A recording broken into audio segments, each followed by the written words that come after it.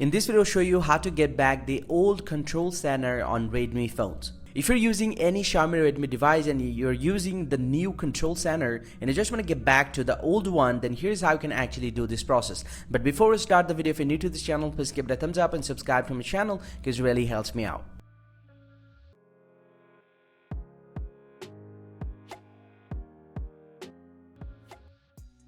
Also, now to get back to the old version of control center, you just need to open up the settings tab from your Xiaomi Redmi phone, and from the settings homepage you just need to scroll down a little bit and tap on notifications and control center. And once you're here inside the notification and control center, scroll down and tap on control center style. And once you select that, he'll get it currently selected with the new version. So if you want to get back to the older version, you just need to select the old version.